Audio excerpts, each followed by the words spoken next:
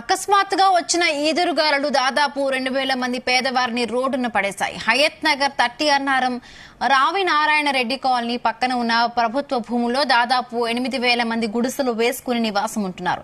ఇందులో సుమారు 2000 గుడిసెలు భారీ ఈదురుగాలులకు కుప్పకూలాయి. దీంతో చిన్నపిల్లలు, మహిళలు, వృద్ధులు రోడ్డున పడ్డారు. ఇక గుడిసెల్లో ఉన్న నిత్యావసరాల గాలివానికి కొట్టుకుపోయాయి.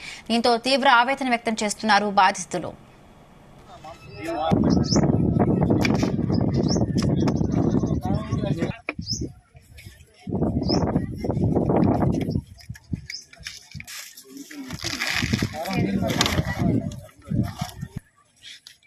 మేము సంవత్సరం నుంచి ఇక్కడ రెండు సంవత్సరాల నుంచి మేము ఇక్కడ గుడిసెలేసి పాములు, తేళ్లు, దోమలు, నీళ్లు లేక, కరెంటు లేక, ముసలోళ్ళు, పిల్లలు, మేము చాలా బాధగా ఉన్నాము. మేము కిరాయి కట్టలేక ఇక్కడ గుడిసెలేస్తే మీరు సహకారం చేస్తారు మాకని మేము ఇక్కడ గుడిసెలేసినాము. ఆయన పేరు మేము మీరు వచ్చి మాకు ఏమైనా సాయం చేసి మమ్మల్ని ఇండ్లు, మా జాగాలు మాకు సాయం చేస్తారని మేము మిమ్మల్ని పట్టాలిస్తే మిమ్మల్ని కోరుకుంటున్నాము. మేము ఆయన పేరు కేసీఆర్.